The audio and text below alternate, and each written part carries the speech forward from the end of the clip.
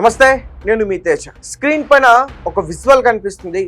భార్యాభర్తలు ఇద్దరు కూడా రోడ్డు పైన కొట్లాడుకుంటారు. అయితే ఈ సంఘటన కాకినాడలో చోటు చేసుకుంది. భర్త వేరే ఒక మహిళను పెళ్లి చేసుకుంటానని ఆ భార్యను అడిగితే ఆమె నిరాకరించింది. అందుకే భర్త ఆమె పైన దాడి చేసే ప్రయత్నం చేసింది. భార్య ఊరుకుంటుందా? భార్య కూడా ఆ భర్తని చితకొట్టు. ప్రస్తుతం ఈ వీడియో కాస్త సోషల్ మీడియాలో వైరల్ అవుతుంది. దీనికి సంబంధించిన ఇన్ఫర్మేషన్ అంతా కూడా క్లియర్ గా చెప్పేందుకు ప్రయత్నిస్తుంది. భర్త పేరు మణికంఠ, అలాగే ఆ బాధిత మహిళ ఎవరైతే ఉన్నారో ఆమె పేరు దేవి. వీళ్ళిద్దరు కూడా 2021లో మ్యారేజ్ చేసుకున్నారు. లవ్ మ్యారేజ్ వీళ్ళిద్దరిది. మణికంఠ ఒక బ్రాందీ షాప్ లో పనిచేస్తూ ఉంటే దేవిక ఎక్సైజ్ కానిస్టేబుల్. సో మరి వీళ్ళిద్దరి మధ్య ప్రేమాయణం ఎట్లా ఏర్పడింది అనేది అర్థం కావట్లేదు, కానీ ప్రేమ గుడ్డిదంటారు కదా, అట్టనే వీళ్ళిద్దరి మధ్య కూడా ఏర్పడింది. తర్వాత లవ్ మ్యారేజ్ చేసుకున్నారు. మణికంఠ ఏ పని చేసేవాడు కాదు, బ్రాందీ షాప్ లోనే చేసేవాడు. సో ఆ మహిళ ఒక ఎక్సైజ్ కానిస్టేబుల్ అవడం వల్ల తనకి ఆ భర్త వేరే ఒక్కరి దగ్గర పనిచేయడం తనకి ఇష్టం లేదు. దీంతో లవ్ మ్యారేజ్ చేసుకున్నప్పుడు వాళ్ళ ఇంటి వాళ్ళు ఏదైతే కట్న రూపంలో ఇస్తారో ఆ యొక్క భూమిని అమ్మి 5 కొంచెలు అంటే 50 సెంట్లు ఆ భూమిని అమ్మి 15 లక్షల రూపాయలు తనకిచ్చి తన ఏదైతే ఇంట్లో ఉంటున్నాడో తన కుటుంబ సభ్యులతో ఆ ఇంటినంతా కూడా కొంచెం మంచిగా చేయించి తర్వాత అతనితో పిఠాపురంలో ఒక బేకరీ పెట్టించి తర్వాత ఆ బేకరీ కూడా లాస్ వచ్చింది. ఇదంతా కూడా 2023లో జరిగింది. ఈ బేకరీ లాస్ రావడం ఇవన్నీ కూడా తర్వాత అదే 2023 ఆగస్టులో మళ్ళీ అది లాస్ వచ్చిందని చెప్పేసి తన భర్త బయట ఎవరు కూడా చులకనగా చూడకూడదని చెప్పేసి మణికంఠ ఫైనాన్స్ అని చెప్పి ఒకటి అతనితో పెట్టించింది. వెహికల్కి సంబంధించిన ఒక ఫైనాన్స్ పెట్టించి అందులో లాభాలు బాగానే వస్తూ ఉన్నాయి. ఇదే టైంలో ఇంటర్ కాస్ట్ మ్యారేజ్ అని చెప్పి నువ్వు తక్కువ కులం దానివి అని చెప్పి మణికంఠ ఫాదర్ మదర్ ఆమెని చిత్రహింసలకి గురి చేయడం మొదలుపెట్టారు. దీంతో ఆమె చాలా ఓర్పుగా సహనంతో తట్టుకుంటూనే వచ్చింది. ఇవన్నీ కూడా సహజం కదా, ఇంటర్ కాస్ట్ మ్యారేజ్ ఇవన్నీ కూడా జరుగుతూ ఉంటాయి కదా, పైగా ఆమె చదువుకున్న పైగా ఆమె ఒక డిపార్ట్మెంట్, పోలీస్ డిపార్ట్మెంట్ అర్థం చేసుకుని ఇంకా అట్లా ముందుకెళ్ళింది. అయితే ఇక చూసి ఆమె కూడా గట్టిగా వాళ్ళని అడిగే ప్రయత్నం చేసింది. నేను దేనికి తక్కువ, నేను ఏం తక్కువ చేశా, నా భర్తను బాగా చూసుకుంటున్నా, మిమ్మల్ని బాగా చూసుకుంటున్నా అని చెప్పేసి గట్టిగా మాట్లాడితే నీ కులం వేరు మా కులం వేరు అని చెప్పేసి అట్లా ఆమెని సూటిపోటి మాటలతో తిట్టడం మొదలు పెట్టారు.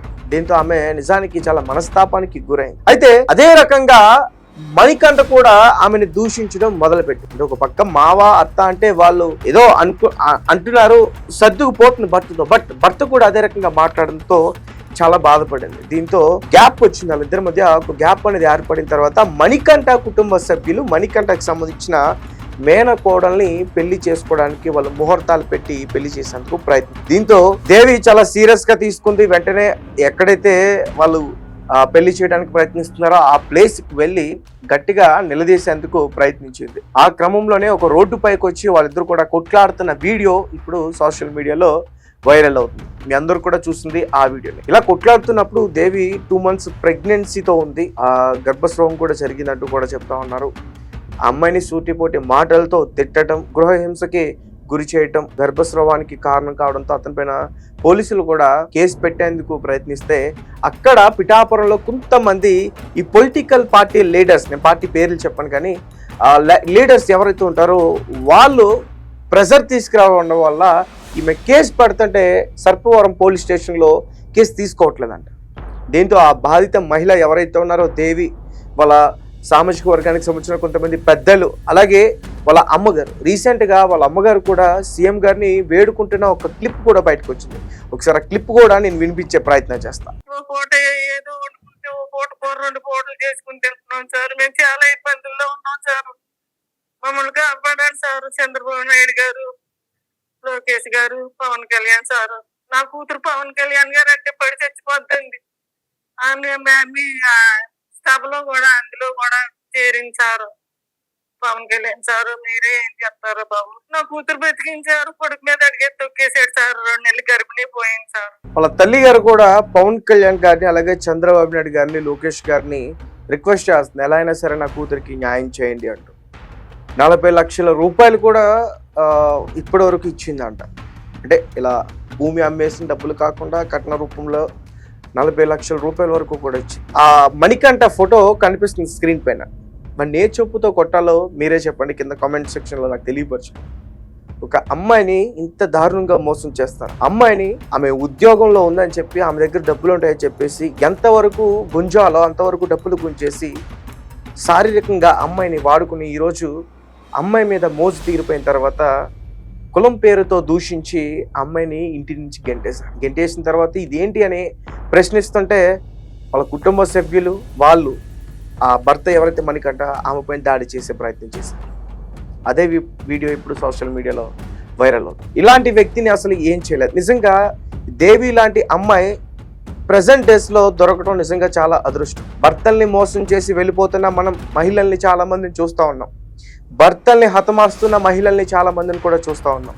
భర్తకి సరిగ్గా చదువు లేకపోయినా, సరైన ఉద్యోగం లేకపోయినా తన ఆస్తి అమ్మి తను ఒక హోదాలో ఉండాలని చెప్పేసి అతనికి ఫైనాన్స్ ఒక బేకరీ పెట్టిస్తే తీరా అతను కులం పేరుతో ఆమెను దూషించి ఇంటి నుంచి నెట్టేసి వాళ్ళ కుటుంబంలోనే ఇంకొక మహిళను మ్యారేజ్ చేసుకోవడానికి సిద్ధపడ్డాడు. మరి ఆ మహిళ ఎలా పెళ్లి చేసుకోవాలనుకుంది నాకైతే అర్థం కావట్లేదు. ఇదంతా చేసిన తర్వాత కూడా మరి ఎలా పెళ్లి చేసుకోవాలనుకుందో మణికంఠ. అంటే మణికంఠ డబుల్ గేమ్ ఏదైనా ఆడాడా?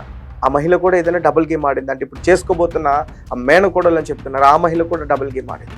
అసలు ఏం జరిగింది? దీనికి సంబంధించి ఇంకా వివరాలు మేము బయటకు తీసుకొచ్చే ప్రయత్నం చేద్దాం. మరి చూద్దాం. మరి దేవి వాళ్ళ మదర్, వాళ్ళ అమ్మ ఏదైతే పవన్ కళ్యాణ్ గారిని, అలాగే లోకేష్ గారిని, అలాగే చంద్రబాబు నాయుడు గారిని రిక్వెస్ట్ చేయడం అయితే జరిగింది.